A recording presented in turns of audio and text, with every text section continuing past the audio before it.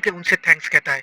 मुके कहता है उम्मीद करता हूँ हम लोग फिर से मिलेंगे यंग लेडी, और तुम भी। फिर मुके उधर से जाने लगता है, पर अचानक ही रुक के कमांडर से कहता है, हाँ और अगली बार मैं तुम्हारे उस बड़े वाले शॉट को देखना चाहूंगा। कमांडर कुछ नहीं कहते और फिर मुके उधर से चला जाता है। तो जिस वजह से जांगरेंग अपने घर से निकली थी वो मिशन सक्सेसफुल रहा।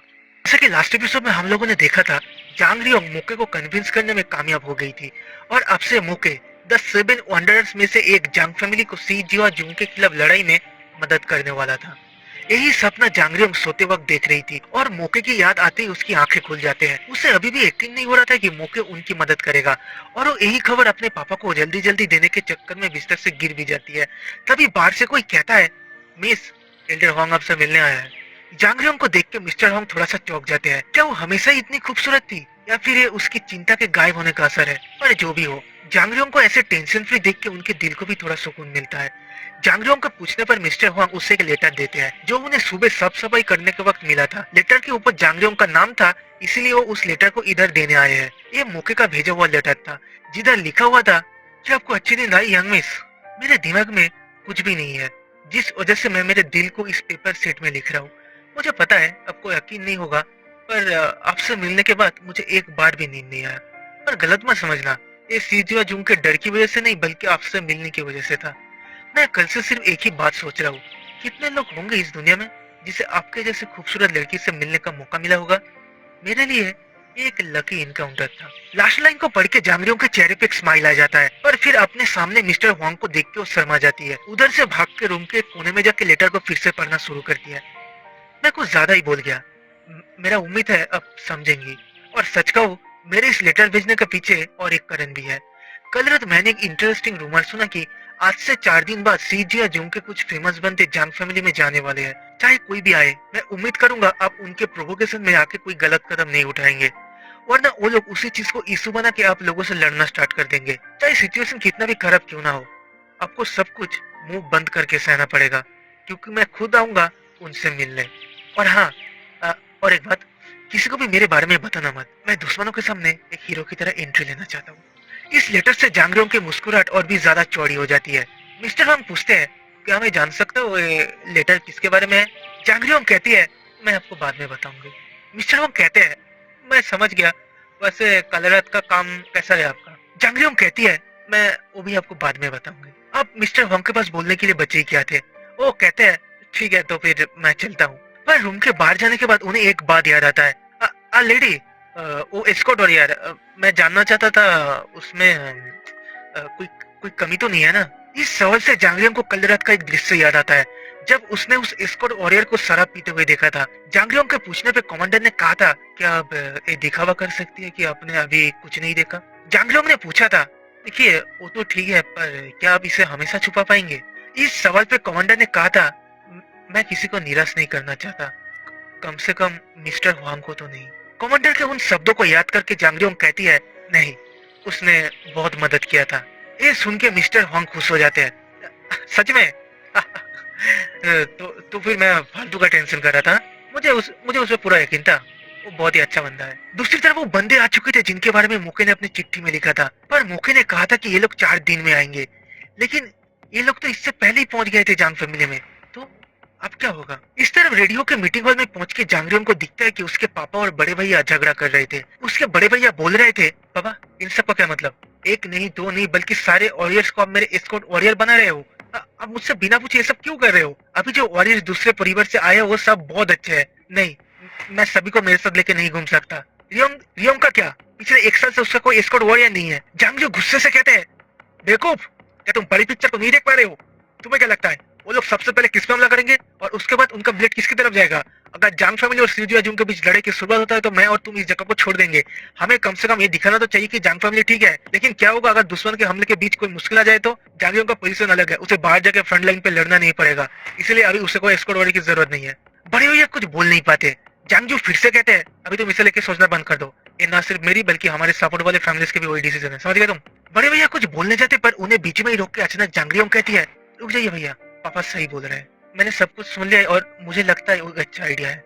और अगर प्रॉब्लम एस्कॉर्ट वॉरियर को लेके है तो आपको उसका चिंता करने की कोई जरूरत नहीं है, क्योंकि मेरे पास मिस्टर होंग का लाया हुआ स्कॉट वॉरियर है। उधर जिस स्कॉट वॉरियर का बात चल रहा था वो उस वक्त अपने रूम में शराब पी के पड़ा हुआ था। कमांडर को मौके की वो सवाल याद आता है, क्या तुमने कभी ऐसे किसी स्टोरी सुना है? सेलेस्टियल ग्रुप, तो पिछले एपिसोड में जिसे हम चियोन जांग डांग ग्रुप बुला रहे थे, अब से उसको सेलेस्टियल ग्रुप से बुलाएंगे, ठीक है ना? सेलेस्टियल ग्रुप जिसे मुरिम अलायंस ने बनाया था वो असल में एक असैसिनेशन ग्रुप था। कमांडर को कल रात की फाइट याद आ रहा था, कैसे उन्होंने उन तीनों को मारा था, और उसके साथ एक सवाल भी उनके मन में चल रहा था, कौन होगा टारगेट और कौन उस टारगेट को बचाएगा। और ये याद आते ही उनकी आंखें खुल जाते हैं। सेलेस्टियल ग्रुप में एक बंदे को टारगेट बनने का काम करना पड़ता था और एक बंदे के ऊपर मर्डरर्स ग्रुप यून जारिम के मेंबर से उस टारगेट मतलब खुद के साथी को बचाने की और उस मर्डरर को मारने की ड्यूटी रहता था। और कमांडर टारगेट बनने से मना कर दिया था। एक दिन सैम उसिक ने उससे पूछा था, अपने इतने सारे साथियों को खोने के बाद भी अब अभी तक ठीक कैसे हो, पागल कैसे नहीं हो गए आप? उस समय सेलेस्टियल ग्रुप में टारगेट बनने वाले ज्यादातर लोगों को कमांडर ने खो दिया था और सैम उसिक ने सोचा कि ये काफी अच्छी बात है कि कमांडर अभी तक ठीक है, क्योंकि जो यूनजारिम ग्रुप के टारगेट बनने का काम करता था उसे सिर्फ मौत का डर होता था, पर जो बचाने का काम करता था उसके सामने दो तरह के डर रहते थे। पहले तो उसे उस मर्डरर को मारना है और दूसरा उसे अपने साथी को भी बचाना है, इसलिए दो जिंदगी कमांडर के हाथ में रहता था। पर सैम उसिक के मरने के बाद कमांडर ने इस सेलेस्टियल ग्रुप को लेकर सोचने लगे थे, क्या ये ग्रुप सच में मर्डरर्स को मार रहा था? पर कुछ और मिसेज में जाने के बाद उन्हें पता चल गया कि ये कोई असैसिनेशन ग्रुप नहीं था जो मर्डरर्स ग्रुप यूनजारिम के खिलाफ लड़ रहा था, ये एक टारगेट ग्रुप था और उन्हें बस बकरी की तरह यूज करके उन मर्डरर्स को मारने का काम चल रहा था। और पिछले रात के इंसिडेंट के बाद उन्हें शक होने लगा था कि क्या उन्हें फिर से एक टारगेट की तरह यूज किया जा रहा है। इस तरह मीटिंग हॉल में जांगजू स्कॉट वॉरियर के बारे में सुन के चौंक जाते हैं। तुम किसकी बात कर रहे हो? जांगजू कहती है, मैं उस स्कॉट वॉरियर की बात कर रहा हूँ जिसे मिस्टर हुआंग ने लाया है। जांगजू के पूछने पे मिस्टर वांग कहते हैं कि हाँ, उन्होंने एक स्कॉट वॉरियर को बुलाया है। हुआंग नोदे ने स्कॉट वॉरियर लाया है। ये सुन के उधर जो एल्डर्स थे वो भड़क जाते हैं। वो सब एक साथ कहते हैं, जांग फैमिली कोई ऐसी जगह नहीं है जहाँ पे वो ऐसे किसी अनजान बंदे को ला सकते हैं, और हुआंग नोदे का वॉरियर जरूर उसी की तरह होगा। बाहर निकालो उसे। मिस्टर हुआंग उनसे माफी मांगते हैं, मुझे मुझे माफ कर देना। पर जांगजू के धमकाने से वो एल्डर्स चुप हो जाते हैं। जांगजू फिर पूछते हैं, क्या ये वही बंदा है जिसके बारे में तुमने अपने लेटर में कहा था? अगर ऐसा है तो तुमने उसे मुझसे मिलवाया क्यों नहीं? हुआंग नोदे कुछ बोलने जाते हैं पर उनसे पहले वो दो एल्डर्स बोल उठते हैं, अरे उसने पहले जरूर सोचा होगा, पर हमारे स्क्वाड वॉरियर्स को देखने के बाद वो समझ गया कि उसका वॉरियर कुछ भी नहीं है हमारे स्क्वाड वॉरियर के सामने। लेकिन जांगरियोंग उनकी इस बात का विरोध करता है, बिल्कुल नहीं, अभी जो वॉरियर्स आए हैं उनके तुलना में वो किसी भी तरीके से कमजोर नहीं है, उसके स्किल काफी कमाल के हैं। लेकिन वो लोग जांगरियोंग को सीरियसली नहीं लेते। आपको ऐसा लग सकता है, और सच कहूँ तो आपके नजरों में कोई मामूली वॉरियर भी ग्रेट दिख सकता है, और आप बात तो ऐसा कर रहे हो जैसे कि वो कोई बड़ी जगह से आया है। जांगरियोंग कहती है, बिल्कुल सही, मुरिम अलायंस का क्या ख्याल है? वो तो बड़ी जगह जरूर है ना। मुरिम अलायंस का नाम सुन के सबकी बोलती बंद हो जाता है। जांगजू तो अपने एक्साइटमेंट को रोक नहीं पा रहे थे। वो हुआंग नोदे को जल्दी उस वॉरियर को उधर लाने के लिए कहते हैं, पर तभी उधर एक एल्डर आता है जिसे देख के पता चल रहा था कि वो बहुत डरा हुआ है। वो कहता है, मालिक मालिक, एक बड़ी प्रॉब्लम है। सी जी और जूंग से बंदे आए हैं। तो इसके बाद हम उन चार बंदे और जांग फैमिली को आमने सामने देखते हैं। जांग जो पूछते हैं, मार्टी सियोक फैमिली जो सी जी और जूंग का मालिक है, वो ऐसे छोटी जगह पे क्या कर रहा है? सियोक फैमिली से सियोक दोमियोंग कहता है, क्या हम कुछ महीनों में कुछ यूजलेस चीजों के लिए लड़ने नहीं वाले? तो एक महान इंसान होने के कारण क्या ये मेरा ड्यूटी नहीं बनता कि मैं सब कुछ ठीक कर दूं? उसके बाद सुन के सब लोग एक साथ अपने मन में ही कहते हैं, ए बड़बा खुद को महान इंसान बोल रहा है। जांगजू उससे कहता है, अच्छा तो ए महान इंसान सब कुछ ठीक कैसे करेगा? उस आदमी को जांगजू के शब्दों के पीछे का टोन समझ आता है। ठीक है, मेरे यहाँ आने के पीछे एक रीजन है, मैं वो बताता हूँ। पहले हाल ही में जांग फैमिली के एक बंदे को हमारे जिले में प्रवेश करते हुए देखा गया था। हमें संदेह हुआ और हमने उसका पीछा किया। तभी उसे हमारे जिला को पार करके उन जुंग सान की ओर जाते हुए देखा था। और जैसा कि आपको पता है, ये वही जगह है जहाँ हेबुक पिंग फैमिली हमेशा जाते हैं। अब जांग फैमिली के किसी बंदे के उधर जाने का क्या मतलब? मुझे जरूर गलत फहमी हुई होगी, है ना? जांग फैमिली इतना भी कमजोर नहीं होगी कि वो दूसरे फैमिली को हमारी लड़ाई में खींचने की कोशिश करेगा। क्यों, ऐसा ही बोल रहा हूँ ना? जांगजू अपने सर पकड़ लेते हैं, ये कैसे हो गया? आज से 1 महीने पहले उन्होंने एल्डर सा को चुपके से सियोक फैमिली के नजरों से बच के उन जुंग सान में हेबुक पेंग फैमिली से मदद मांगने भेजा था। पर इन लोगों को एल्डर सा के बारे में कैसे पता चला? उन्हें समझ नहीं आ रहा था उन्हें क्या बोलना चाहिए। तभी न्यूजाजिन कहता है, जैसा कि हम लोगों ने सुना था, तुम लोग बस सामने अच्छे बनने की नाटक करते हो पर पीछे से मौका मिलते ही धोखा दे देते हो, ठीक ना? हुआंग जिनसो भी कहता है, इधर ऐसे ही बिना किसी डर के आने का मतलब आप लोग खुद को ज्यादा स्पेशल समझते हो। इन दोनों को देख के सियोक दोमुंग कहता है, ओहो नए चेहरे, क्यों लीडर जंग, क्या ये वही दो नए वॉरियर्स है जिन्हें आप लोगों ने रिक्रूट किया है? वो फिर अपने साइड में खड़े हुए दूसरे एक बंदे से कहते हैं, इन्हें देख के तो अच्छा ही लग रहा है, देखो बिल्कुल टाइगर जैसे लग रहे हैं। आपको ऐसा नहीं लग रहा क्या? टीचर क्यों हंसते हुए कहता है, अरे चिंता मत करिए, ये बस अभी पिंजरे से निकले हैं, इन्हें नहीं पता जंगल होता कैसा है। इन्हें देख के लगता है कि इनका स्किल कुछ अच्छा नहीं होगा। ये सुन के उन तीनों वॉरियर्स को झटका लगता है। निंजा जिन अपनी बेइज्जती सह नहीं पाता, वो कहता है ठीक है, तो फिर एक मैच हो जाए, फिर मैं बताता हूँ कि मेरे पास स्किल है या नहीं। टीचर क्यों के चेहरे पे स्माइल खिल जाता है। उनका प्लान बिल्कुल सही जा रहा है। कुछ एल्डर्स निंजा जिन को रोकने जाते हैं, पर जांगजू को सोचते हुए देख के वो लोग जैसा चल रहा है वैसे ही चलने देते हैं। पर लड़ने टीचर क्यों नहीं बल्कि वो लाल बाल वाला बंदा आता है जिसका नाम था गोंग देहो। और क्योंकि ये बस स्किल टेस्ट करने के लिए मैच था, इसलिए सियोक फैमिली वाले इधर सोडा यूज करने का डिसीजन लेते हैं। फिर वो दोनों आमने सामने खड़े होते हैं।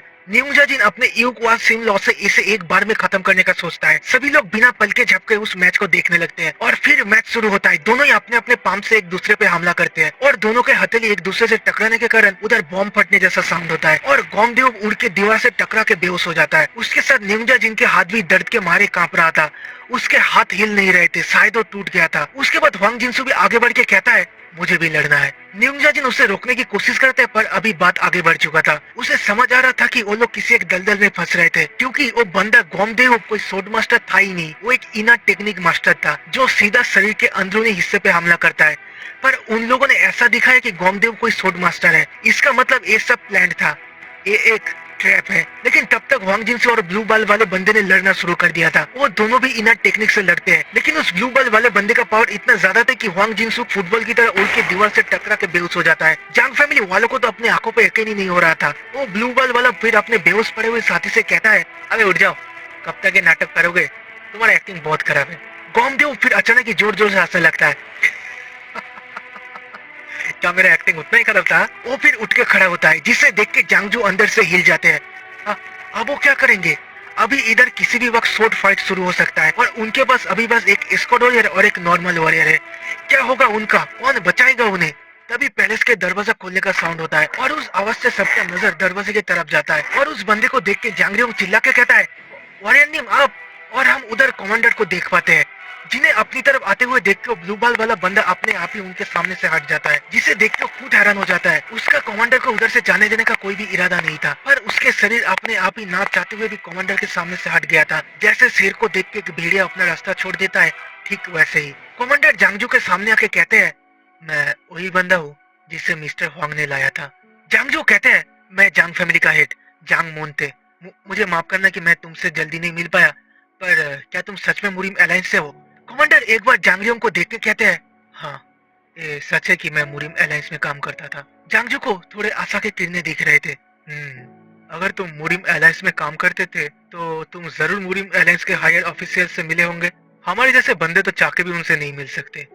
कमांडर कहते हैं नहीं, मैं एक छोटी मोटी ऑर्गेनाइजेशन में काम करता था, जिसकी वजह से मैं किसी को भी नहीं जानता। जांगजू को पहले से ही पता था कि ये जरूर कोई मामूली वॉरियर होगा, पर फिर भी वो उम्मीद कर रहे थे कि ऐसे सिचुएशन में जहाँ दो स्क्वाड वॉरियर जिन्हें जांग फैमिली ने रिक्रूट किया था वो हार गए हैं, वैसे सिचुएशन में ये बंदा थोड़ा सा झूठ कहेगा कि वो मुरीम अलायंस के हायर ऑफिसर्स को जानता है। सियोक फैमिली का वो बंदा कहता है जांग फैमिली का हेड अब तो छुपे रुस्तम निकले, अपने कब मुरीम अलायंस से बंदे ले आए? हाँ। फिर सियोक दोमिम कमांडर से पूछते हैं अगर आप बुरा ना मानो तो क्या मैं पूछ सकता हूँ मुरीम अलायंस में क्या करते थे? लेकिन कमांडर को कोई जवाब ना देते हुए देख के सियोक दोमिम फिर से कहता है इधर देखो, तुम मुझे शायद नहीं जानते, मैं सियोक फैमिली का एल्डर सियोक दोमिंग हूँ। लेकिन इसमें भी कमांडर से कोई रिस्पांस नहीं मिलता, जिसे देख के ब्लू बाल वाला बंदा गुस्से से कहता है तेरी इतनी हिम्मत कि तू हमारे एल्डर की अपमान कर रहा है, वो तेरे से तब से बात कर रहे और तू उनकी तरफ देख भी नहीं रहा। पहली बार कमांडर कुछ बोलते हैं रिस्पेक्ट, तुम लोग इज्जत की बात कर रहे हो क्या? इधर बिना नोटिस के आना और ऐसे दिखाना कि ये जगह तुम लोगों का है, तुम उसे इज्जत कहते हो? मुझे उससे फर्क नहीं पड़ता कि तुम कौन हो, लेकिन ये जांग फैमिली है और यहाँ ऐसा ही होता है। क्या तुम लोगों को नहीं सिखाया गया कि फैमिली के एल्डर से मिलने से पहले उन्हें बताना एक नियम है? कमांडर की बात से ब्लू बाल वाला बंदा गुस्सा हो जाता है और वो अपने सूट से कमांडर पे हमला कर देता है, लेकिन एकदम लास्ट मोमेंट पे टीचर क्यों के बोलने पर वो खुद को रोक लेता है। लेकिन ब्लू बाल वाला बंदा कमांडर को थ्रेट देना नहीं बोलता, मैं तुझे जरूर मारूंगा, याद रखना।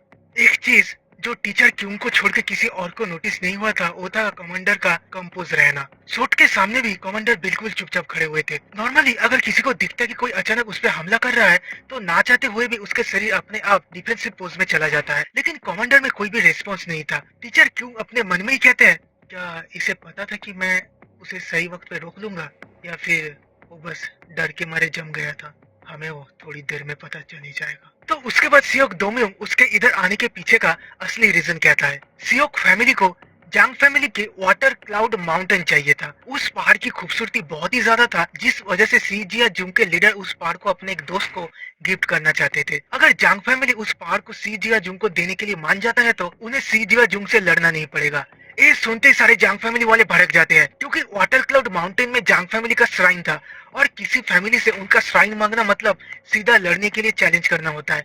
जांगजू कहते हैं अगर तुम्हें लड़ना ही था तो तुम सीधा बोल सकते थे, ऐसे घुमा फिरा के हमसे हमारा श्राइन मांगने का क्या जरूरत था। सियोक दोमोयुंग कहता है आपके लिए ज्यादा जरूरी क्या है, श्राइन या लोगों की जिंदगी? हमें सिर्फ वो माउंटेन चाहिए और कुछ नहीं। उस श्राइन को दूसरी जगह पे ले जाना, नया श्राइन बनाना, और आपको जो भी नुकसान होने वाला है वो सारे पैसे सियोक फैमिली आपको देने वाले हैं।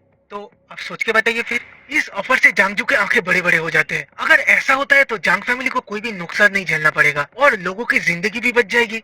सियोक दोम्योंग फिर से कहता है मैं इन लोगों को मेरे साथ ले आया हूँ क्योंकि ये लोग न सिर्फ स्क्वाड वाले हैं बल्कि फेमस लीगल ऑफिसर्स भी हैं। थ्री स्टील ब्लेड का नाम तो आप लोगों ने जरूर सुना होगा। असल में इस बंदे का रियल नाम है गोंग सियोंगची, जिसने बिना लड़े फैमिली के प्रॉब्लम को सॉल्व करने के लिए फेमस है। उसके पास जो खड़ा हुआ है उसके नाम है ली उनब्यू, जो सांगसी प्रदेश में बहुत फेमस है। और लास्ट में आपके एकदम लेफ्ट में खड़ा हुआ है मोक कायूंग, एक स्कॉलर जो साचियोन से आया है, जिसे कोरियन लैंग्वेज के बारे में सब कुछ पता है और लोग उन्हें उनकी सच्चाई और आदर्श मानसिकता के लिए जानते हैं। और ये तीनों आपको इधर ही प्रूव कर देगा कि मैं सच बोल रहा हूँ या नहीं। जांगजू सोच में पड़ जाते हैं। उन्हें अपने फैमिली साइन को हटाने का इच्छा बिल्कुल भी नहीं था, पर अगर उससे लड़ाई रोका जा सकता है तो क्यों नहीं, या फिर उन्हें लड़ना चाहिए। सारे मिनिस्टर्स भी दो हिस्सों में डिवाइड हो जाते हैं, किसी किसी को लड़ना था और किसी किसी को नहीं। जांगरियों को कुछ ठीक नहीं लग रहा था, कुछ तो गड़बड़ जरूर है। अगर सियोक फैमिली को सिर्फ वाटर क्लाउड माउंटेन ही चाहिए था तो वो लोग पिछले एक साल से जांग फैमिली से लड़ क्यों रहे थे? अगर उन्हें यही सब बोलना था तो वो लोग एक साल पहले ही बोल सकते थे। जांगरियों फिर कमांडर से कहती है ओरेनिम, क्या आपको कुछ पता है? मुझे बिल्कुल भी समझ नहीं आ रहा दुश्मन ऐसी चीजें क्यों बोल रहे हैं, और ऐसे अपने साथ थ्री स्टील ब्लेड को लाना भी कुछ ज्यादा ही है। आप तो मुरिम एलायंस में काम करते थे ना, आपको कुछ समझ आ रहा है? कमांडर को हमेशा की तरह कुछ ना कहते हुए देख के जांगरियों फ्रस्ट्रेट हो जाती है। कमांडर के कान के पास जाके धीरे धीरे कहती है एक्सक्यूज मी, लेकिन अचानक ही जांगरियों को सरप्राइज करके कमांडर कहते हैं क्या मुझे उन्हें कुछ समय के लिए रोकना होगा? जांगरियों को कमांडर की बातें समझ नहीं आता। हाय, दूसरी तरफ बहुत देर सोचने के बाद फाइनली जांगजू रेडी हो चुके थे अपने डिसीजन सियोक फैमिली को बताने के लिए। वो कुछ बोलने जाते हैं, हम जांग फैमिली आपके, लेकिन उनके सेंटेंस को कमांडर पूरा नहीं करने देते। लगता है सियोक फैमिली इधर लड़ने आए हैं। सियोक फैमिली को कमांडर के बात से झटका लगता है, लेकिन कमांडर की बात अभी खत्म नहीं हुआ था। क्या मेरे साथ गलत थे मोक काग्यूं?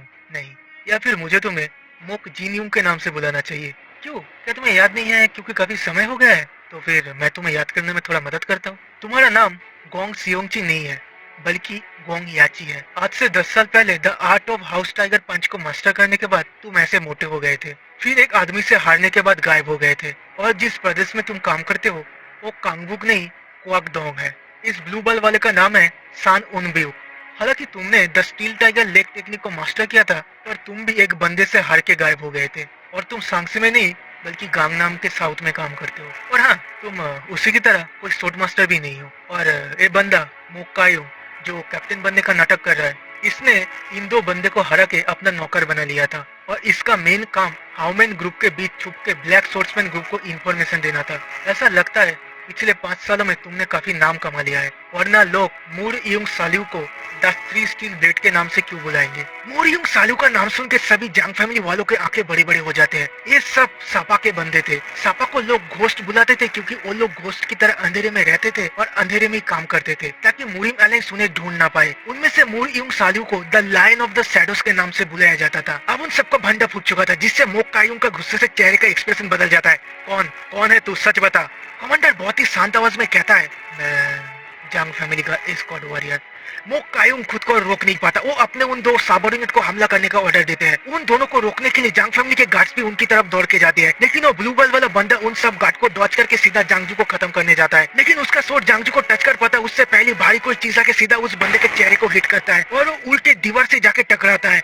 उसके चेहरे पे एक गहरा दाग हो गया था। वो कमांडर का कुमाडो था। दूसरी तरफ गोगजियोंग प्यूंग उस लाल वाल वाले बंदे के साथ लड़ रहा था, लेकिन गोंग याची बहुत ही आसानी से गोगजियोंग प्यूंग के अटैक पैटर्न को पढ़ लेता है। गोगजियोंग प्यूंग बस अपने हाथ को बाहर करके अपने शॉट को एक बार लेफ्ट और एक बार राइट में हिला रहा था और मौका मिलते गोंग याची काउंटर करने जाता है, लेकिन उसी मोमेंट पे कमांडर गोगजियोंग प्यूंग को पीछे से धक्का देके गोंग याची के बाल को काट देते हैं, जिससे गोंग याची में और हिलने का हिम्मत नहीं होता और उधर ही बैठा रहता है। किसी ने नोटिस नहीं किया, यहाँ तक कि गोगजियोंग प्यूंग ने भी नहीं, पर न्यूंगजा जिन ने सब कुछ अपने आंखों से देखा। कैसे जिस मोमेंट पे गोगजियोंग प्यूंग ने छलांग लगाया था, कमांडर ने पीछे से उसे हल्का सा पुश किया था, जिससे उन दोनों के बीच जो डिस्टेंस था वो कम हो गया था, जिस कारण गोंग याची काउंटर करने से पहले शॉट उसके सर के ऊपर आ गया था। न्यूंगजा जिनको समझ नहीं आता एक बंदे को कितना स्किलफुल होना पड़ेगा ये सब कुछ 1 या 2 सेकंड के अंदर करने के लिए। अपने उन दो साथियों को उस हाल में देख के मोक कायुंग भी अपने शॉट को बाहर निकलने लगता है, पर तभी कोई पीछे से कहता है, अगर जिंदा रहना चाहते हो तो उसे बाहर निकलने का सोचना भी मत। और पीछे मुड़ते उससे उधर एक बंदा दिखता है। उसे समझ नहीं आता ये बंदा आया कब, क्योंकि उससे कुछ महसूस ही नहीं हुआ। मोक कायुंग समझ जाता है कि ये एक प्रोफेशनल है जो उसके सोच से भी बाहर है। जांग रियोंग के तो खुशी से मुंह से शब्द नहीं निकल रहे थे। वो बहुत मुश्किल से अपने पापा को कहता है, पापा पापा पापा देखिए उसके पीठ पे एक दानोल्डू है, पापा वो मोके है मोके। जांगजू को अपनी बेटी की बात पे यकीन नहीं होता। मोके सबसे पहले जांगरियोंग को हेलो कहता है, फिर कमांडर को एक बार तिरछी नजरों से देख के जांगजू से कहता है, मुझे आपसे पहले ही मिलना चाहिए था पर मैं लेट हूँ, उसके लिए माफ कर देना। जांगजू के तो मुंह से शब्द नहीं निकल रहे थे। क्या तुम सच में वही वही सेवन वांडरा का मुके हो? मुके कहता है, वेल लोग मुझे उसी नाम से बुलाते हैं। मोक कायुंग के शरीर डर से कांप रहा था। उसे समझ नहीं आ रहा था मुके जैसा कोई जांग फैमिली में क्या कर रहा है। सियोक दोमियों उससे धीरे धीरे पूछता है, क्या वो बंदा सच में मुके है? नहीं है ना? मुके कायुंग कहता है, चाहे वो कोई भी हो, मैं उस आदमी का दुश्मन नहीं बनना चाहता। इन शब्दों से सियोक दोमियों को जोरों का झटका लगता है। वो फिर जांगजू से कहता है, जांग हाँ हमें जो भी बोलना था हमने वो बोल दिया है, अब हम चलते हैं, ठीक है ना? और लगता है आपका गेस्ट भी आया है तो मैं आपको रोकना नहीं चाहता, मैं चलता हूँ। लेकिन तभी बहुत सारे जांग फैमिली के वॉरियर्स आके उनके बाहर जाने वाले रास्ते को घेर लेते हैं। जांगजू चाहते तो कुछ भी कर सकते हैं, लेकिन वो उनके साथ कुछ भी ना करने का फैसला लेते हैं, जिसका बाकी एल्डर्स विरोध करते हैं। नहीं नहीं नहीं हेट, अब उन्हें ऐसे जाने नहीं दे सकते। आपने नहीं देखा क्या उन लोगों ने हमारे साथ क्या किया? जांगजू कहते हैं, मेरे भी इन्हें ऐसे ही वापस भेजने का कोई इच्छा नहीं है, लेकिन अगर मैं इन्हें रोकता हूँ तो उन्हें एक वजह मिल जाएगा हमसे ऑल आउट वार लड़ने की। अब लोग मेरी बात समझ रहे हो ना? बारह के शर्म और बेइज्जती से सियोक दोमियों का चेहरा लाल हो जाता है। सीजिया जुंग में ऑफिस जाते हुए उनके कैरेज में एक अलग ही सन्नाटा था। सियोक दोमियों सोच रहा था, पापा से बड़ी बातें करके निकला था और एक बार के लिए मैंने जांग मोन्ते को मना भी लिया था। पहले वो स्कॉट वॉरियर और बाद में मोकिया के सारे प्लान को बिगड़ दिया। गोंगिया जी पूछता है, जांग फैमिली मोके जैसे एक्सपर्ट को अपने फैमिली में लाया कैसे? इस सवाल का जवाब किसी के पास भी नहीं था, लेकिन मोक कायुंग के मन में उससे भी बड़ा एक सवाल था, उस स्कॉट वॉरियर को मेरे असली नाम पता कैसे चला? क्योंकि उस नाम को तो मैंने आज से 20 साल पहले ही त्याग दिया था। मेरे उस मोक जिनक्यूंग नाम के बारे में कोई भी नहीं जानता, तो फिर उससे पता कैसे चला? लेकिन अचानक कुछ आके उनके कैरेज से टकराता है और उनका वो कैरेज पहाड़ी के ऊपर से सीधा नीचे खाई में जाके गिरता है। सियोक दोमियोंग बेहोश हो चुका था, लेकिन उसे छोड़ के वो 3 स्कॉट वॉरियर्स बिल्कुल ठीक थे।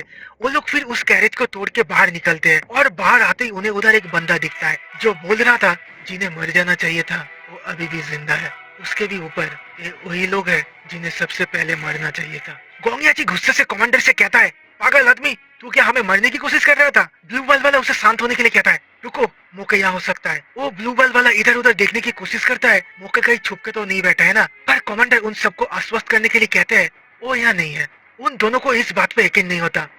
हम तुझ पे कैसे यकीन कर सकते हैं? हाँ, कमांडर कहते हैं, तुम कर सकते हो, क्योंकि तुम सबको मारने के लिए मैं अकेला ही काफी हूँ। वो दोनों इस बात से चौंक जाते हैं। एक स्कॉट वॉरियर का इतनी हिम्मत! तभी उधर मोक कायुंग आके कहता है, वो सही बोल रहा है, मोके यहाँ नहीं है, और क्या चाहिए? मोके अगर यहाँ नहीं है तो एक स्कॉट वॉरियर को मारना बच्चों का खेल है। वो ब्लू बॉल वाला गुस्से से कहता है, मैंने तुझे कहा था ना, तुझे मैं नहीं छोड़ने वाला। फिर वो जंप करके कमांडर को अपने शॉट से हमला करता है और वो इतना तेज था कि कमांडर को कुछ समझ आता उससे पहले उस ब्लू बॉल वाले का शॉट उन्हें बीच में से काट देता है। ऐसा उन सबको लगता है, पर उसने जिसे काटा था वो कमांडर नहीं बल्कि कमांडर का आफ्टर इमेज था, और तब तक कमांडर उस ब्लू बॉल वाले के दोनों पैर को घुटने से काट चुके थे। ये देख के योंग गाची के आंखें बड़े बड़े हो जाते हैं। उसने अभी क्या देखा यहाँ?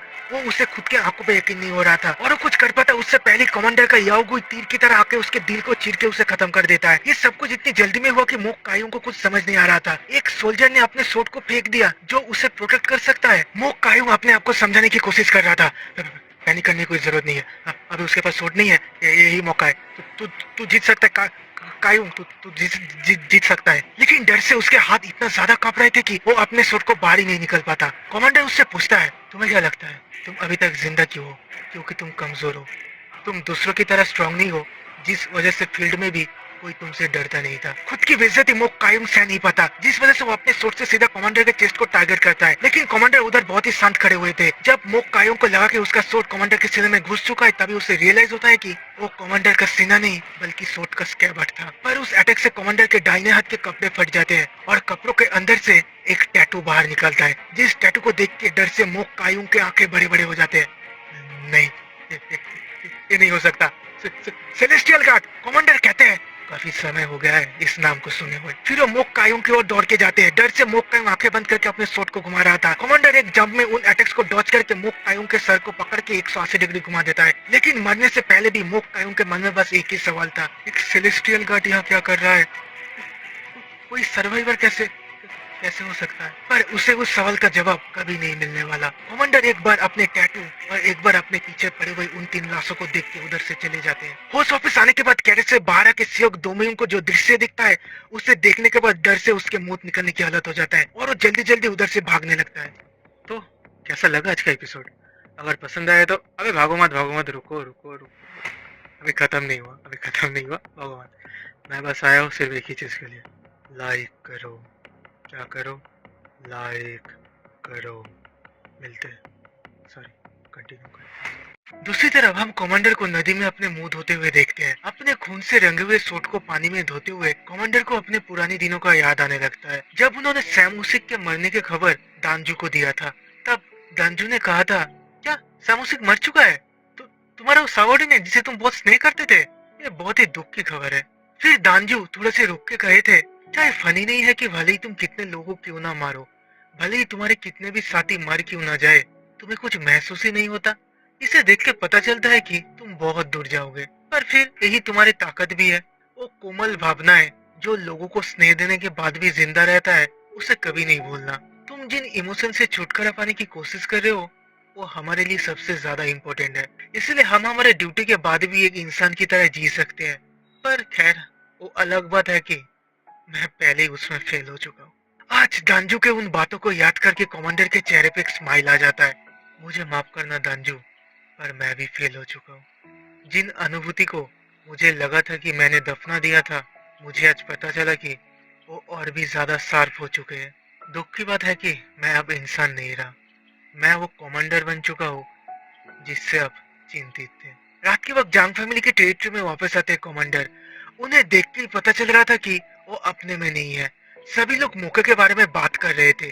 चलते हुए कमांडर अपने अतीत में चले जाते हैं, उस अतीत में जहाँ सब कुछ खून से रंगे हुए थे, जो कुछ दिनों में फिर से इधर जांग फैमिली में शुरू होने वाला था। उनके कानों में वो हजारों सवाल, क्रिटिसिज्म, कॉम्प्लीमेंट आने लगता है जो उनसे हमेशा पूछा या कहा जाता था। कमांडर सोचिए, ये कितनी कमाल की बात है। एक असैसिन ग्रुप, एक असैसिन ग्रुप जो मर्डरर्स को टारगेट करता है। कमांडर, क्या ये पांचवा इंसान नहीं था जिन्हें आप बचा नहीं सके? वो लोग आपको फिर से मिशन में भेज रहा है। आप पे मुझे दया आता है कमांडर, पर आपने फिर भी अपने बेस्ट दिया था, है ना?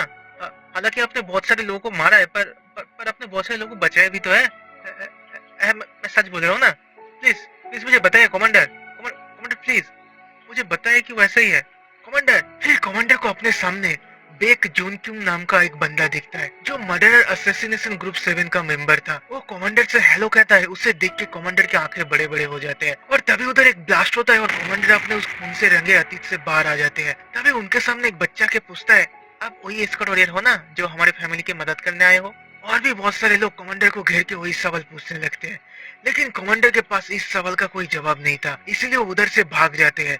थोड़ी देर भागने के बाद एक जगह पे रुक के कमांडर सोचते हैं, मौके आ चुका है तो इनका प्रॉब्लम तो सॉल्व हो जाएगा और मुझे एक एक्सक्यूज भी चाहिए था इधर से जाने का, तो ये बिल्कुल परफेक्ट समय है।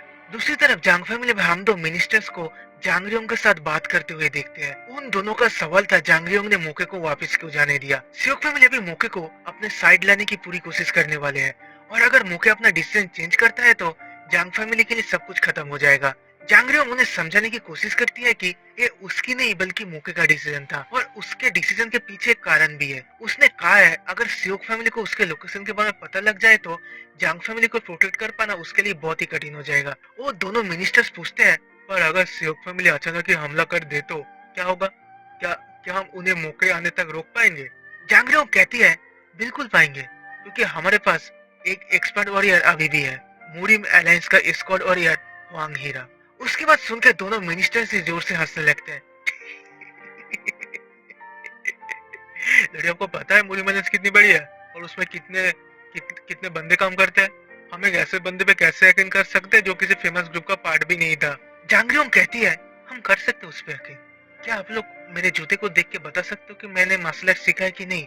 वो लोग कहते हैं बस जूते देख के हम कैसे बताएंगे? जांगरियोंग कहती है पर वो बता सकता है। पर वो लोग अभी भी कमांडर पे भरोसा नहीं कर पा रहे थे। अरे मूरी मैला इसमें था इसलिए शायद उसने एक दो ऐसे ट्रिक सीख लिया होगा। हाँ, जांगरियोंग को अभी गुस्सा आ रहा था। ये स्क्वाड वॉरियर, आपको क्या लगता है एक स्क्वाड वॉरियर का काम क्या है? दुश्मनों को रोकना या फिर अपने स्किल्स को दिखाना? आज उसी की वजह से हम लोग सियोक फैमिली की जाल से निकल पाए हैं। अब लोग वो तो मानोगे ना? एक मिनिस्टर कहता है ठीक है, हम मान रहे हैं कि उसका इनसाइट काफी अच्छा है, पर उससे क्या, हमें अभी एक फोर्स की जरूरत है। क्या वो स्क्वाड वॉरियर मौके के सामने टिक पाएगा? जांगरियोंग कहती है मुझे नहीं पता, पर मुझे मिस्टर हुआंग पे यकीन है। उन्होंने कहा है कि वो एक अच्छा वॉरियर है जिस पे हम भरोसा कर सकते हैं। एक मिनिस्टर गुस्से से कहता है हम लोग उस पे भरोसा नहीं करते। वो एक पापी है जिसने पाप किया था। उसके भी ऊपर अतीत में जब वो फॉरेन मिनिस्टर था तब उसका काम मर्चेंट्स और बिजनेसमैन के साथ था, न कि वॉरियर्स के साथ। इसलिए वो कोई एक्सपर्ट नहीं है जो अच्छे वॉरियर्स को ला सकता है। वो ज्यादा से ज्यादा किसी अच्छे बिजनेसमैन या फिर किसी गवर्नमेंट ऑफिसर को ही ला सकता है। ठीक है, हम उम्मीद करते हैं कि तुम मौके से फिर से बात करोगे। तब तक के लिए हम चलते हैं। इसके बाद वो दोनों उधर से जाने लगते हैं और दरवाजा ओपन करते उन लोगों को उधर कमांडर दिखता है। उसके बाद हम कमांडर और जांगरियोंग को आमने सामने बैठे हुए देखते हैं। जांगरियोंग कहती है देखो मैं पहले ही बता देता हूँ कि मेरे पास अल्कोहल नहीं है, अगर तुम्हें पीना है तो। कमांडर उसके बात को बीच में ही काट के कहते हैं मेरे पास है, मैं वही पीता हूँ। क्या एल्डर होंग से सब नफरत करते हैं? जांगरियोंग कहती है तो आपने वो सब सुना? हाँ। कमांडर कहते हैं अब लोग बहुत जोर से बात कर रहे थे। जांगरियोंग कहती है वो कुछ नहीं है, बस थोड़े नोकझोंक थे। आप जरा चिंता मत करिए, मेरे पास शिकायत करने वाले कोई नहीं है इसलिए वो लोग आए थे। कमांडर कहते हैं कॉम्प्लेन? हाँ, ऐसा लगता है यहाँ पे लोगों के पास करने के लिए कुछ नहीं है, या फिर मौके उनकी मदद करेगा ये सुन के वो लोग अपने पहले जैसे जिंदगी में वापस चले गए हैं। जांगरियोंग कहती है अब ज्यादा बोल रहे हो? हाँ। कमांडर पूछते हैं ऐसा नहीं है क्या, जो भी जांग फैमिली के मिनिस्टर्स को अपने फैमिली के फॉरेन मिनिस्टर के खिलाफ ऐसी बात करते हुए देखेगा उसे उसे तो वैसा ही लगेगा। जांगरियोंग इससे थोड़ा हैरान होती है। Foreign minister? वो पहले फॉरेन मिनिस्टर थे, अभी वो ऐसा नहीं है। कमांडर के पूछने पे वो कहती है आज से 9 साल पहले गोल्ड आई मर्चेंट ग्रुप के इंसिडेंट की वजह से वो अब फॉरेन मिनिस्टर नहीं रहे।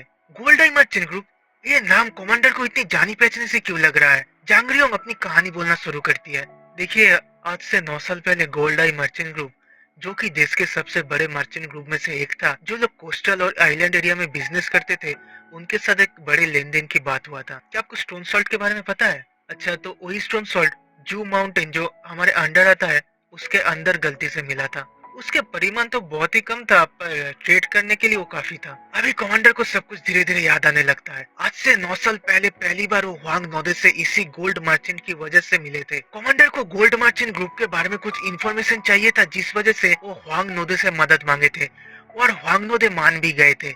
गोल्ड मर्चेंट ग्रुप अपने सिल्क और वुड के बिजनेस की वजह से जाने जाते थे, पर वो बस एक दिखावा था। असल में वो मर्चेंट ग्रुप यूनजेरिम का पार्ट था और उनका काम था खतरनाक हथियार इकट्ठे करना, और उनमें भी ब्लॉक 3 स्पेशल था। जांग फैमिली की वो जगह जो स्टोन सॉल्ट की वजह से जाना जाता था, असल में उसके अंदर उससे भी ज्यादा खतरनाक एक चीज था, कॉर्नर स्टोन, जो ग्रेनेड बनाने के लिए सबसे ज्यादा इम्पोर्टेंट चीज था। और गोल्ड आई मर्चेंट वाले चुपके से वही कॉर्नर स्टोन इकट्ठे कर रहे थे, पर उससे वो क्या करते थे वो किसी को भी बताते नहीं थे। जांगरियोंग फिर से कहती है पर जिस दिन उन्होंने स्टोन सॉल्ट को ले जाने का सोचा, उस दिन अचानक ही लैंडस्लाइड के चलते वो माइन ऐसे ढक गया कि उसका कोई पता नहीं चल सका।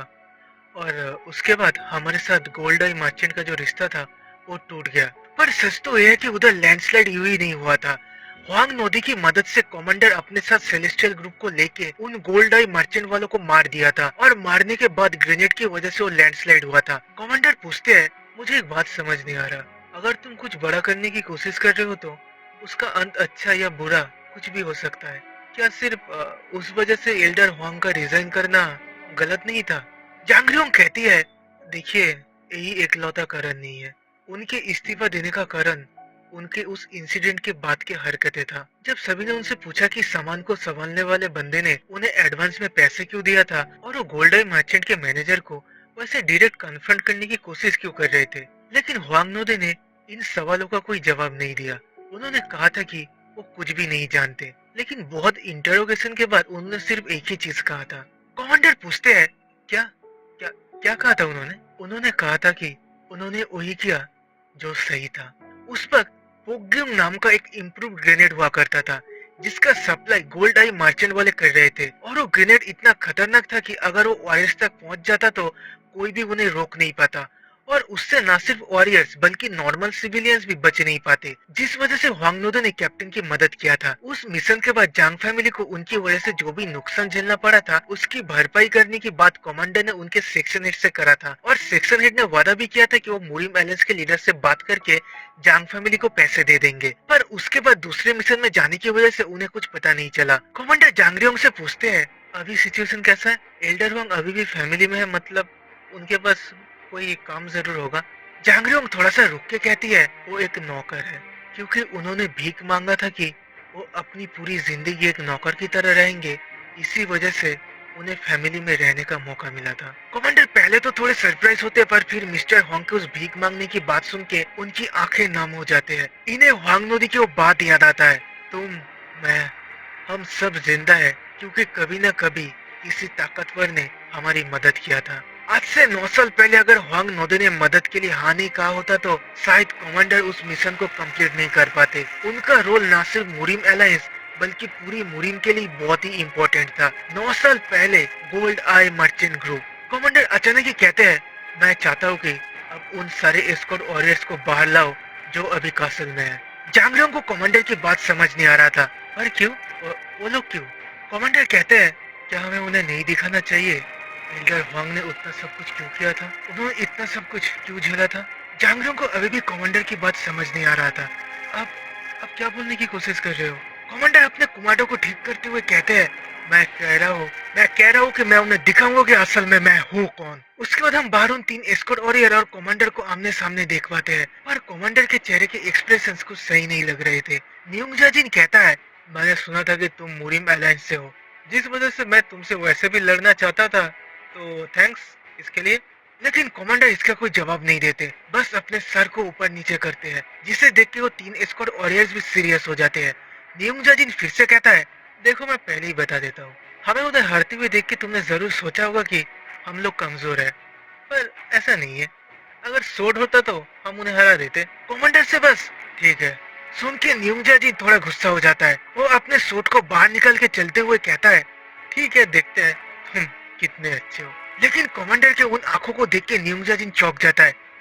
अरे क्या तुम ठीक हो? कहीं डर तो नहीं लग रहा है ना? वो 2 एल्डर्स जिन्होंने उन 3 एस्कॉर्ट वॉरियर्स को लाए थे वो भी हंसने लगते हैं। अबे डर लग रहा है तो चले जाओ, क्यों आए हो फालतू ये सब करने? कमांडर पहली बार कुछ कहते हैं, मैं पहले नहीं कह सका, पर मुझे ऐसी बैटल नहीं चाहिए। ये लड़ाई मैं अपने तरीके से लड़ना चाहता हूँ। ये सुनकर वो एल्डर्स गुस्सा हो जाते हैं। तुम्हें कैसी बातें कर रहा? तुम्हें तो वैसे भी लड़ना ही है। क्या अब ऑर्डर ठीक करना है? कौन आगे जाएगा और कौन बाद में? अगर डर लग रहा है तो नीचे आ जाओ, ऐसे एक्सक्यूज देने की जरूरत नहीं है। जांगरियोंग पूछती है, क्या आपका कोई पसंदीदा ऑर्डर है? कमांडर कहते हैं, मैं तुम सभी का एक साथ सामना करूंगा। ये सुन के सारे एल्डर्स और एस्कॉर्ट वॉरियर्स भड़क जाते हैं। वो 3 एस्कॉर्ट वॉरियर्स कहते हैं, अगर तुम ऐसा चाहते हो तो हम लड़ेंगे, पर बाद में अगर तुम्हारे साथ कुछ होता है तो हमें कुछ मत बोलना, ठीक है ना? जांगरियोंग कुछ बोलने की कोशिश करता है, पर तब तक बात बहुत आगे बढ़ चुका था। सबसे पहले निंजा जिन कमांडर पे अटैक करता है, लेकिन कमांडर बहुत ही आसानी से उसे डॉच करके उसके पेट पे पंच करके उसे अपने पहली जगह पे वापस भेज देता है। कमांडर बहुत ही शांत आवाज में कहते हैं, तुम्हें अपना सब कुछ देना पड़ेगा, क्योंकि मुझे भी इस मैच से कुछ प्रूव करना है। और वो तीनों एक साथ 3 साइड से कमांडर पे हमला करते हैं। पहले अटैक को कमांडर आसानी से काउंटर करके उन तीनों को पीछे कर देते हैं। उसके बाद वो लोग फिर से आते हैं। इस बार पहले आते हैं हुआंग जिनसू और कमांडर उसे अपने शॉट से रोकते हैं। और यही मौका था क्योंकि कमांडर के पास तो कोई दूसरा सोर्स था ही नहीं, तो वो न्यूंगजा जिन और गोगजियोंग प्यूंग के उन दो सोर्स को रोकेंगे कैसे? पर कमांडर वो दो सोर्स उन्हें छू पाता उससे पहले एकदम लास्ट मोमेंट पे उधर से निकल जाते हैं और फिर दो किक्स और एक पंच से उन तीनों को पीछे भेज देते हैं। फिर कमांडर अपने यागुई को जमीन के अंदर डाल के पुश करते टूटे हुए टाइल्स हवा में उड़ने लगते हैं। वो फिर उन टाइल्स को अपने सोर्ट से तोड़ के उन तीन एस्कॉर्ट वॉरियर्स पे हमला करते हैं और फिर सोर्ट को अपने हाथ में घुमा के उनकी तरफ दौड़ के जाने लगते हैं। ये सब कुछ इतनी जल्दी में हो रहा था कि वो लोग तभी भी उन पत्थरों को ही रोक रहे थे। न्यूंगजा जिन कुछ बोलने की कोशिश करते हैं पर उससे पहले कमांडर के शॉर्ट स्लैश से वो लोग गिर जाते हैं। किसी के भी मुंह से शब्द नहीं निकल रहे थे। उन दो एल्डर्स जांगरियोंग किसी को भी अपनी आंखों पे यकीन नहीं हो रहा था कि अभी इधर हुआ क्या, लेकिन अभी भी सब कुछ खत्म नहीं हुआ था। गोगजियोंग प्यूंग फिर से कमांडर से लड़ने की बात करते हैं पर न्यूंगजा जिन उसे रोक के कहता है रुको, अपने चेस्ट में देखो। और गोगजियोंग प्यूंग को अपने चेस्ट पे प्लाम फूल बना हुआ दिखता है, पर वो प्लाम फूल सिर्फ उसके अकेले की नहीं बल्कि उन सब के छाती पे भी था। इसके बाद वो तीनों स्क्वाड वॉरियर से अपनी हार मान लेते हैं। कमांडर उनसे कहते हैं तुम लोगों ने भी अच्छा लड़ा। जांगरियोंग कहती है तो वो वॉरियर आप ही थे जिन्होंने कॉटन उल से प्लम और फिर स्नो बनाया था। कमांडर कहते हैं हाँ, और अब जब एल्डर होंग से मिलेंगे तो उनसे कहना कि भविष्य में घमंड करने के लिए उनके पास बहुत सारी चीजें होगी। उसी वक्त दूर से सियोकडोंग के साथ खड़े होकर मिस्टर वांग भी उस मैच को देख रहे थे। अभी कमांडर के उस बात को सुन के उनके चेहरे पे एक एक्सप्रेशन आ जाता है जिसे एक्सप्लेन कर पाना मेरी भी बस की बात नहीं है। तो हम लोग इसके बाद जांग फैमिली के बड़े बेटे जांगली को रूम में देखते हैं जो बहुत चिंतित दिख रहा था। कुछ ही दिन पहले जब सियोक फैमिली को तीन बंदे आए थे तब उसे चुपके से उधर से भागना पड़ा था क्योंकि वो जांग फैमिली का यंग लॉर्ड है और अगर उसे कुछ होता है तो जांग फैमिली टूट जाएगा। और फैमिली के ऐसे खराब हालत में भी कुछ ना कर पाने की वजह से जांगली खुद से नाराज था। वो सोच रहा था एल्डर ने एस्कॉर्ट वॉरियर्स को फैमिली में लाया है। पापा भी कुछ बोल तो नहीं रहे पर उन्हें देख के ही समझ आ रहा है कि वो कुछ प्लान कर रहे हैं। यहाँ तक कि जांगरियोंग उसने भी मुके जैसे एक वॉरियर को फैमिली में लाया है, तो मुझे भी तो कुछ करना पड़ेगा ही। मैं ऐसे चुपचाप तो नहीं बैठ सकता। तभी उधर जांग फैमिली के फॉरेन मिनिस्टर आते हैं और उन दोनों के बातचीत से हमें पता लगता है कि जांगलिंग ने फैमिली के फॉरेन मिनिस्टर को पेंग फैमिली के ग्रैंड ड्यूक जो अभी चावा माउंटेन में कुछ दिनों के लिए आके रुके हैं उनके पास 5,000 सिल्वर कॉइन्स देके भेजा था ताकि पेंग फैमिली उनकी मदद करे। और 5,000 कॉइन्स बहुत ज्यादा होते हैं।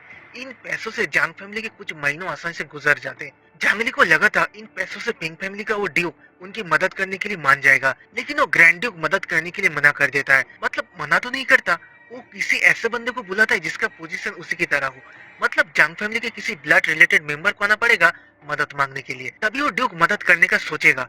कंफर्म नहीं है कि वो मदद करेगा, वो सोच के देखेगा कि मदद कर सकते हैं कि नहीं। इन सारी बातें सुन के जांगली टेंशन में पड़ जाता है क्योंकि पहले ही एल्डर सा ऐसे ही पिंक फैमिली से मदद मांगने के चक्कर में सियोक फैमिली के हाथों पकड़े गए हैं। तो अभी ऐसा रिस्क लेना सही रहेगा क्या? बहुत देर सोचने के बाद जांगली इस रिस्क को लेने के लिए तैयार हो जाता है। वो अपने फॉरेन मिनिस्टर से कहता है अभी चलो, अगर हम घोड़े से जाएंगे तो 2 घंटे के अंदर डिनर टाइम के आसपास उधर पहुंच जाएंगे। फॉरेन मिनिस्टर कहते हैं ठीक है सर, तो मैं उन तीन एस्कॉर्ट वॉरियर्स को बुलाता हूँ, लेकिन जांगली उसे मना कर देता है।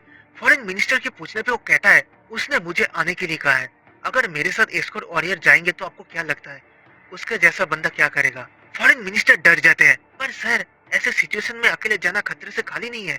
सियोक फैमिली का अल्टीमेटम का लास्ट डेट तो उसे बीच में ही रोक के जांगली कहता है उसी वजह से तो हमें ज्यादा रिस्क लेना पड़ेगा। फॉरेन मिनिस्टर के उधर से जाने के बाद जांगली अपने रूम में जाके तैयार होने लगता है। वो अपने फैमिली के ब्लू लाइट ब्लेड को भी अपने साथ ले लेता है क्योंकि रास्ते में क्या होगा उसका कोई भी गारंटी नहीं है, इसलिए रिस्क बिल्कुल भी नहीं लेने का। तो इसके बाद हम जांगरियोंग और कमांडर को देख पाते हैं। जांगरियोंग चलते हुए कमांडर को जांग फैमिली की हिस्ट्री और अभी फैमिली का हाल कैसा है वो समझा रही थी, जो कि मैं तुम्हें नहीं बताने वाला। वक्त आने पे हम लोग धीरे धीरे सब जानेंगे। लेकिन कमांडर के चेहरे से पता चल रहा था कि उन्हें इतना सब कुछ बिल्कुल भी समझ नहीं आ रहा था। वो पूछते हैं क्या एक एस्कॉर्ट वॉरियर को ये सब चीजें जानने की जरूरत है? जांगरियोंग कहती है ऑफ कोर्स, अगर आप मेरे एस्कॉर्ट वॉरियर बनना चाहते हो तो अच्छा कम्युनिकेशन स्किल होना जरूरी है। उसके बाद जांगरियोंग फिर से अपने फैमिली स्ट्रक्चर के बारे में बताने लगती है। कमांडर को इन सब से कोई मतलब नहीं था, पर अब वो क्या ही करे। लेकिन अचानक ही जांगरियोंग अभी तक उसने जो भी कहा था उसके ऊपर सवाल पूछना शुरू कर देती है और जैसा कि उम्मीद था कमांडर एक भी सवाल का कोई जवाब नहीं दे पाते। जांगरियोंग पूछती है अब अब मेरी कोई भी बात नहीं सुन रहे थे है ना? कमांडर कहते हैं गलत मत समझे यंग लेडी, मैं आपकी बात पूरे ध्यान से सुन रहा था। जांगरियोंग के शकल देखते ही समझ आ जाता है कि उसे कमांडर के बात पे यकीन नहीं हो रहा था, लेकिन कमांडर झूठ नहीं बोल रहे थे। देखिए यंग लेडी, मैं उन चीजों को जल्दी भूल जाता हूँ जो इम्पोर्टेंट नहीं होते। हमेशा सावधान या सतर्क रहना मेरी बस की बात नहीं है। आपको पता होना चाहिए कि दूसरों के तुलना में मैं याद रखने में थोड़ा कमजोर हूँ। तभी उधर मिस्टर होंग कैसे दौड़ के आते हैं। वो जांगरियोंग को कुछ बोलने आए थे, पर उधर कमांडर को देख के वो थोड़े से सरप्राइज होते हैं।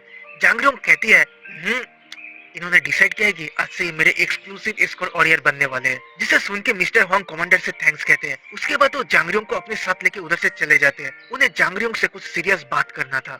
दूसरी तरफ न्यूजा जिन उसके साथ कमांडर का जो फाइट हुआ था, उस फाइट के बारे में सोच के पागलों की तरह अपने सोच से प्रैक्टिस कर रहा था। वो कल रात के फाइट को फिर से रिक्रिएट कर रहा था, पर बहुत बार प्रैक्टिस करने के बाद भी उसे कमांडर को हराने का कोई रास्ता नहीं मिलता। तभी उसके पीछे से कमांडर कहते हैं, अगर मैं 5 पेंटिंग्स को एक सांस में नहीं बना सकता तो 3 स्टेप्स में 2 बेसिक मूव्स को जोड़ना सही रहेगा। हालांकि वो देखने में बहुत खूबसूरत लगता है, पर असल में उतना काम का नहीं है। निंजा जिनको कमांडर की बात समझ नहीं आता। क्या मतलब आपका? अब क्या बोल रहे हो? कमांडर कहते हैं, मेरी मुलाकात कुछ समय पहले एक आदमी से हुआ था जो प्लाम ब्लॉसम शॉट टेक्निक को यूज करता था, और वही बंदा बीच बीच में एक कहता रहता था। मुझे भी इसका मतलब नहीं पता, पर मुझे लगा कि तुम्हें इसकी जरूरत है। फिर कमांडर उधर से चले जाते हैं। असल में कमांडर रास्ता भूल के इधर गलती से आ गए थे। कमांडर की बात याद करके न्यूजा जिनके हाथ कांपने लगे थे। अभी उसने क्या सुना? वो बंदा जब 5 पेंटिंग की बात किया था, तब क्या वो 5 प्लाम ब्लॉसम की बात कर रहा था? वॉल्केनो के बेस्ट मास्टर जिनसे मिलने का मुझे कभी मौका ही नहीं मिला, क्या वो उनकी बात कर रहा था? मैंने तो सुना था जांग फैमिली में कोई एक्सपर्ट नहीं है। एल्डर साम। अब अच्छा मजाक करते हो, अच्छा मजाक करते हो। इस तरह मिस्टर वांग जांगली के अकेले ग्रैंड ड्यूक के पास जाने की न्यूज जांग रियोंग को देते हैं। जांग रियोंग पूछती है, वो अकेले बिना एस्कॉर्ट वॉरियर के जाने वाले हैं? मुझे कुछ सही नहीं लग रहा, लेकिन जांग रियोंग अपने बड़े भैया को समझ पा रही थी।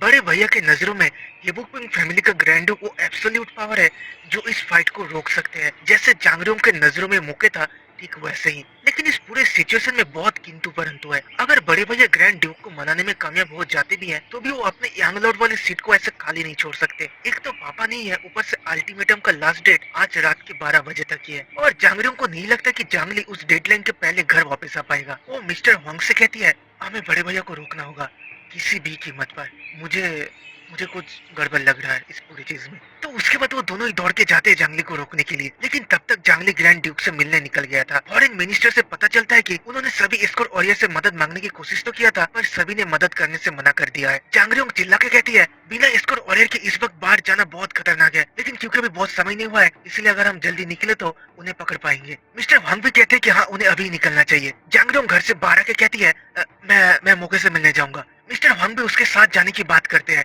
लेकिन जांगरियोंग उन्हें मना कर देती है। नहीं नहीं नहीं एल्डर वांग, आपको फैमिली में रुकना चाहिए। पापा बड़े भैया दोनों ही अभी फैमिली में नहीं है, उनकी गैर मौजूदगी में आपको ही उनके सीट को प्रोटेक्ट करना होगा। मिस्टर वांग कहते हैं, ठीक है ठीक है ठीक है, तो फिर मैं इसको वांगिरा को आपके साथ जाने के लिए कहता हूँ। दूसरी तरफ हम जांगली को पहाड़ों के बीच देखते हैं, जो ऑलमोस्ट ग्रैंड ड्यूक जिस जगह पे उस जगह तक पहुंच चुका था। लेकिन उसी वक्त घोड़े के पैर जिसके ऊपर पड़ने से वो घोड़ा अपना बैलेंस संभाल नहीं पाता और जांगली सीधा जमीन पे जाके गिरता है, और पीछे मुड़ते उसे अपना घोड़ा पेड़ से लटकता हुआ दिखता है। लेकिन कुछ समझ आता है उससे पहले तीर जैसे कुछ चीजें उसके पैर के आसपास आके गिरने लगते हैं। डर के मारे जांगली उधर से भागने की कोशिश करता है, लेकिन उसी वक्त कहीं से एक लकड़ी आके सीधा उसके चेहरे को हिट करता है और उधर ही बेहोश होकर गिर जाता है। उसके बाद हम उधर 2 बंदे को देखते हैं। उनमें से एक बंदा जांगली को देख के कहता है, मैंने तो ये ट्रैप्स खरगोश को पकड़ने के लिए लगाया था, लेकिन लगता है मैंने एक डरा हुआ हिरन को पकड़ लिया है।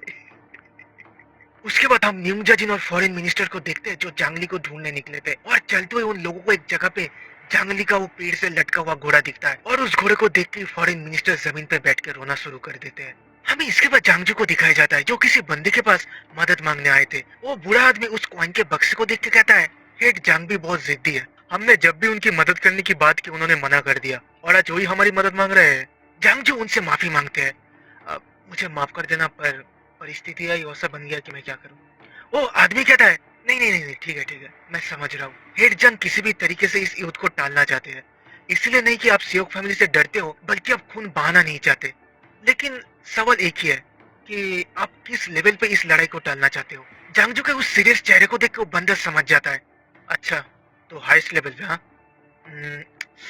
क्या क्या आपने कभी पाबुल के बारे में सुना है? जांगजू पूछते हैं, पाबुल, क्या क्या पाक ए सिम की बात कर रहे हो? वो आदमी कहता है, नहीं, दोनों एक जैसे ही है, पर उनमें कुछ अंतर है। एक जैसे मतलब दोनों को नियम तोड़ने के कारण साउलिन टेम्पल से निकाला गया था, और उनके बीच का अंतर यह है कि पाबुल वाले मार्शल आर्ट में ज्यादा सक्षम है। पाके सिंह वाले बस नियम तोड़ते हैं, जिन्हें साउलिन टेम्पल चाहे तो किसी भी वक्त पकड़ सकते हैं, लेकिन पाबुल अलग है, उन्हें रोकना इम्पॉसिबल है। अब पर हाँ, दुनिया में ऐसी कोई भी चीज नहीं है जो शाओलिन टेम्पल वाले नहीं कर सकते। पर पाबुल से लड़ाई में उन्हें बहुत नुकसान झेलना पड़ेगा, जिस वजह से इन लोगों के खिलाफ वो लोग कोई स्टेप नहीं लेते। इसका सिर्फ एक ही मतलब होता है कि वो लोग हद से ज्यादा स्ट्रांग है। और किस्मत अच्छी है आपकी, गांगनाम का राजदूत अभी यहाँ खाना खा रहा है और मैं उसे कुछ दिनों के लिए आपको दे सकता हूँ। ये सुन के खुद से जांगजो अपने चेयर से उछल के खड़े हो जाते हैं। कैसी बात कर रहे हो आप? क्या वो 100 जनरेशन मास्टर नहीं है? मैं आपका फेवर कभी नहीं भूलने वाला। वो बंदा अपना हाथ हिलाते हुए कहता है, अरे ऐसा कुछ नहीं है, आपने पैसे दिए और हमने आपकी मदद करे, सिंपल, ज्यादा मत सोचिए। फिर वो बंदा पीछे मुड़ के कहते हैं, उसे अंदर बुलाओ। जांगजो खुश थे, अगर ये बंदा मदद करने के लिए हाँ कहता है तो उनके पास दो 100 जनरेशन मार्शल आर्टिस्ट होंगे। इसका मतलब एक ऐसा मार्शल आर्टिस्ट जो 100 सालों में एक बार आता है। और जांगजू उम्मीद कर रहे थे कि इन्हें देख के सियोक फैमिली वाले डर के इस युद्ध को बंद कर देंगे, लेकिन जांगजू से मिलने उनके फैमिली का फॉरेन मिनिस्टर आए थे। उससे उधर देख के जांगजू थोड़ा सरप्राइज होते हैं। उनके पूछने पे फॉरेन मिनिस्टर होते हुए वो बुरी खबर देते हैं, यंग लॉर्ड किडनैप हो चुके हैं। जांगजू को अपने कानों पे यकीन नहीं होता। ये क्या बक रहे हो मदर चोद, कौन किडनैप हुआ है? फिर फॉरेन मिनिस्टर उन्हें एक लेटर देते हैं जो उन्हें उस घोड़े के पास से मिला था। उस लेटर के साथ एक मैप भी था जिधर लिखा हुआ था, नाइस टू मीट यू हेड जंग, मैं नो याबंग। गांगो में लोग मुझे ब्लड इन्वेस्टिगेटर के नाम से बुलाते हैं। मैं सीधा मुद्दे पे आता हूँ, गलत मत समझिए।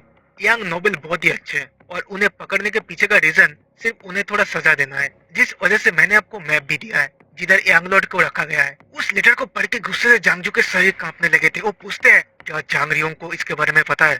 फॉरेन मिनिस्टर कहते हैं, हाँ वो अभी मौका के पास गई है। जांगजू कुछ नहीं कहते पर गुस्से से उनका चेहरा लाल हो चुका था। तभी वो बंदा कहता है, हेट, मैं उसे लाया हूँ। और फिर हमें वो बंदा दिखता है, पाबुल ग्रुप का मेंबर बांगाक। दूसरी तरफ हम जांगरियों को मौके के पास देखते हैं। मौका इस पूरे इंसिडेंट की वजह से माफी मांग रहा था, मुझे माफ कर देना, मैं सियोक फैमिली के ऊपर नजर रख रहा था जिस वजह से मुझे यंग लॉर्ड के बारे में देर से पता चला। जांगरियों पूछती है, आपको मेरे भाई के किडनैप के बारे में पता कैसे नहीं चला जबकि आप सियोक फैमिली के ऊपर नजर रख रहे थे? मौके कहता है, देखिए ये कुछ ऐसा था जिसके बारे में मुझे पता नहीं चल सका। मुझे नहीं लगा था कि यंग लॉर्ड ली ऐसे अकेले अपने घर से निकलेंगे।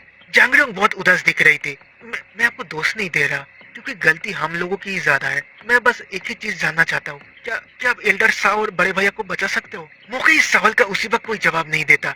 थोड़ी देर चुपचाप बैठने के बाद मौके कहता है, यंग लेडी, मुझे लगता है हमें इस सवाल को अलग तरीके से सोचना चाहिए। आपको क्या लगता है उन लोगों ने यंग लॉर्ड को किडनैप क्यों किया होगा? जांगरियों कहती है, ताकि ताकि वो लोग बड़े भैया को होस्टेज बना के हमें थ्रेट करके हमारे परिवार को बर्बाद कर सके। मौके कहता है, वो ऐसा नहीं है।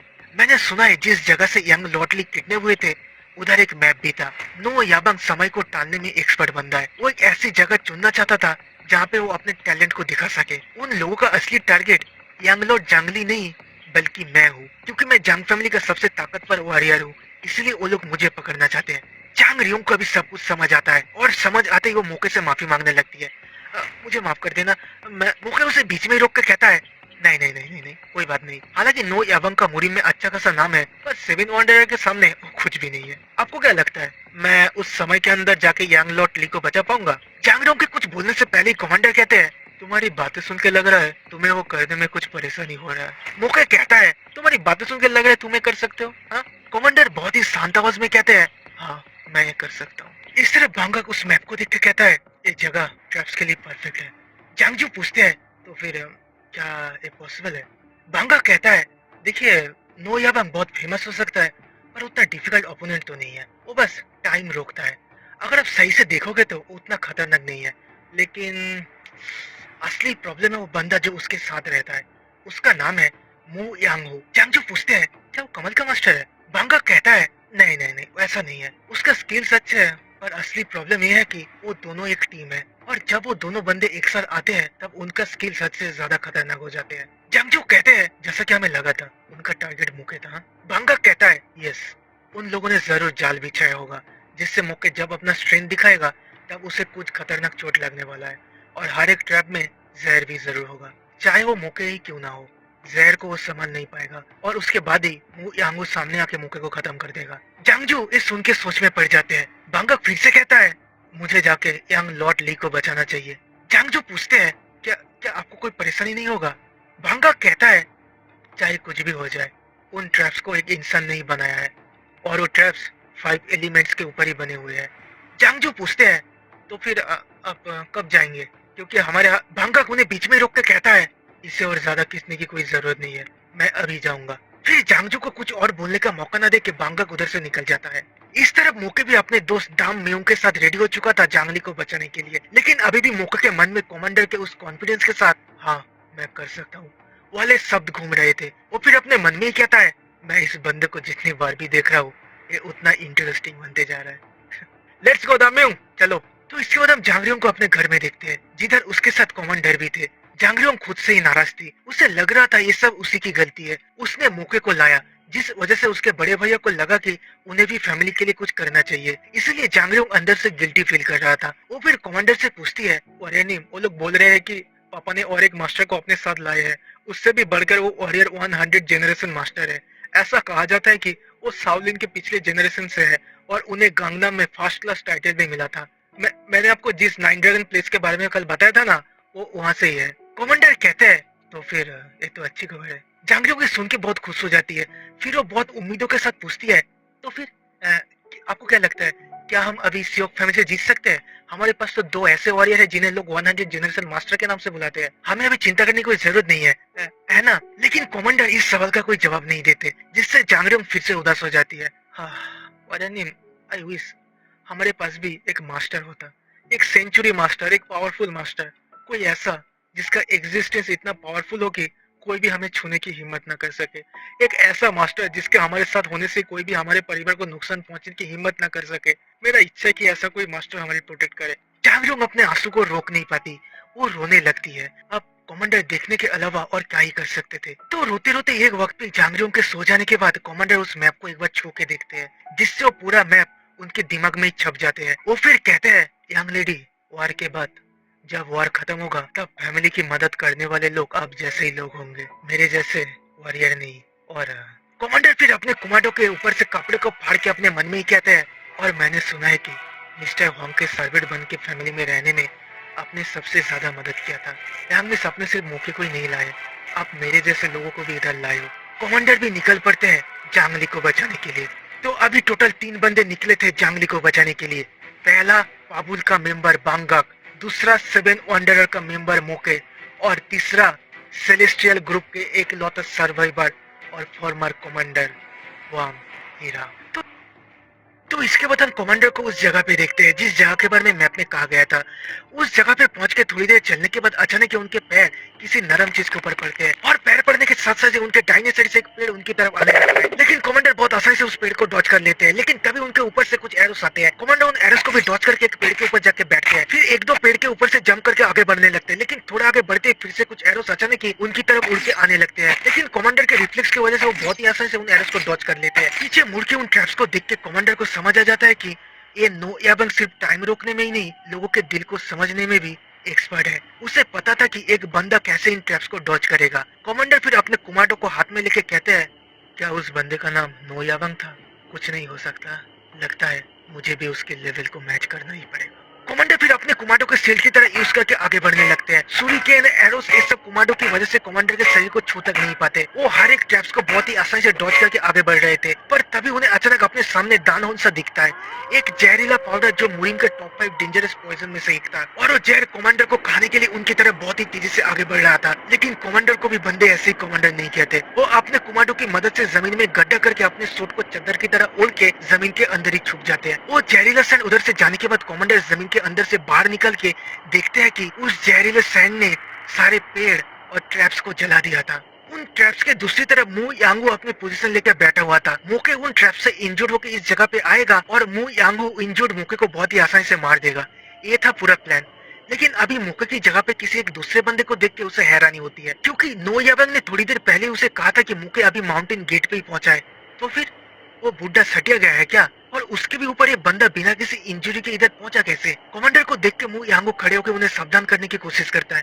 देख भाई, मेरा नाम है मू यांगू, लोग मुझे ब्लडी स्लॉटर हाउस के नाम से भी बुलाते हैं। मेरा नाम सुन के बड़े बड़े वॉरियर्स अपने पैंट में मुंह देते हैं, तो उनके तुलना में तो कुछ भी नहीं है। अभी भी वक्त इधर से निकल। लेकिन कमांडर उसके बात को बीच में काट के कहते हैं, अगर जिंदा रहना चाहते हो तो यहाँ से चले जाओ। ये सुन के मू यांगू और भी ज्यादा हैरान होता है। अबे तू पागल वगल है क्या? मैं तुझे मेरे बारे में पता नहीं है क्या?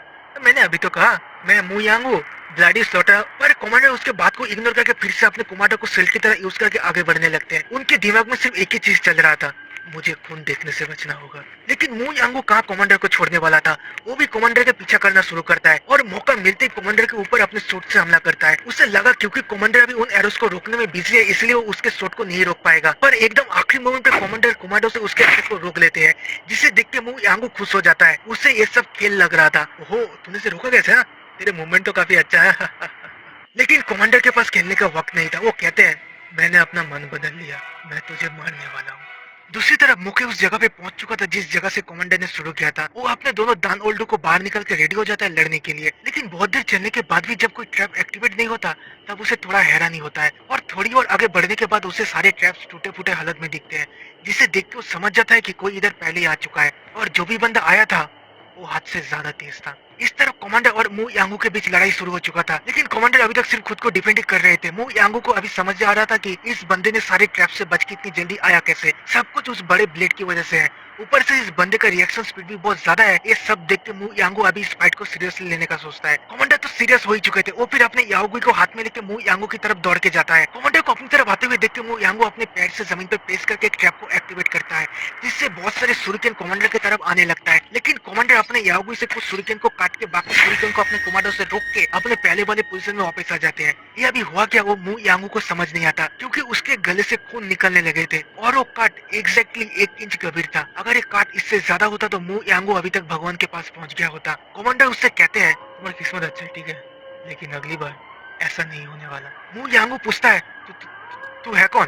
लेकिन कमांडर इस सवाल का जवाब न देकर फिर से उसकी तरफ दौड़ के जाने लगते हैं। अभी मू यांगू के गांठ पड़ने लगे थे। उसे समझ आ गया था कि इस बंदे को तो वो कभी भी हल्के में नहीं ले सकता। इन दोनों की लड़ाई की आवाज दूर खड़े हुए नो याबंग और सियोक दोमेयुंग के कानों में भी पहुंचता है। इन लोगों को लग रहा था कि मू यांगू अभी मोका के साथ लड़ रहा है, जिस वजह से सियोक दोमेयुंग कहता है, लगता है लड़ाई शुरू हो चुका है। वो मोके से लड़ रहा है, वो जीत तो पाएगा ना? नो याबंग कहता है, मैं आपके डर को समझ रहा हूँ। मू यांगू अच्छा वॉरियर हो सकता है, लेकिन उसका ओपोनेंट 7 वंडर का मुके है। पर यही शायद तो रीजन हो सकता है जिस वजह से वो मुके को हरा पाएगा। सियोक दोमेयुंग को उसकी बात समझ नहीं आता। क्या मतलब है आपका? नो याबंग कहता है, देखिए कॉन्फिडेंस जहर की तरह है। अगर इसका सही तरीके से इस्तेमाल किया जाए तो ये अच्छा दवा हो सकती है, लेकिन अगर इसकी जरूरत से ज्यादा इस्तेमाल किया जाए तो ये जानलेवा भी हो सकता है। और इस बार दवा से ज्यादा जहर होने का चांस है, क्योंकि मैंने जो ट्रैप्स बनाया है वो मुके को जरूर पकड़ लेगा। सियोक दोमेयुंग पूछता है, लेकिन ये सब कुछ ज्यादा ही जल्दी नहीं हो रहा है क्या?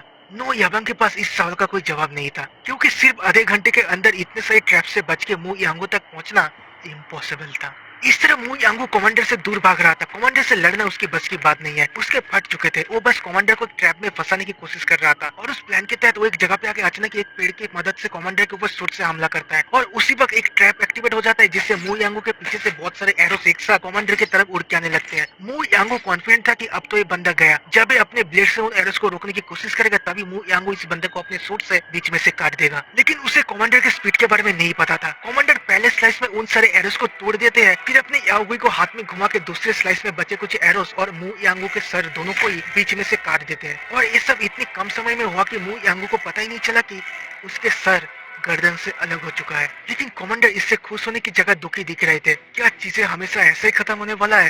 Damn it! सोर्स के टकराने की आवाज रुकने के कारण सियोक दोमेयुंग समझ जाता है कि युद्ध खत्म हो चुका है। खुशी से उसका चेहरा चमक रहा था। वो पूरा कॉन्फिडेंट था कि मुके मर चुका है। तभी उसे नीचे एक बंदा दिखता है और वो चिल्ला के मू यांगू का नाम लेने जाता है। लेकिन नो याबंग समझ जाता है कि डाल में जरूर कुछ काला है और सियोक दोमेयुंग कुछ बोल पाता उससे पहले वो उसे रोक देते हैं। फिर उसे लेके एक पत्थर के पीछे जाके छुप के देखने लगते हैं। उन लोगों को इतनी दूर से उस बंदे का चेहरा नहीं दिख रहा था। नो याबंग को लगा था इतनी दूर से कोई भी उन्हें नहीं देख पाएगा, पर तभी उन्हें दो जलते हुए आंखें दिखता है जो सीधा उनकी तरफ ही देख रहा था, जिसे देख के डर से नो याबंग के रूह के अंदर तक कांप उठता है। वो खुद को समझाने की कोशिश करता है कि ये जरूर कोइंसिडेंस है। इतनी दूर से किसी के प्रेजेंस को महसूस करना इम्पॉसिबल है। ऊपर से इस बंदे ने इतने सारे ट्रैप से बच के इतनी जल्दी यहाँ तक पहुँच गया है, ये जरूर मौके है।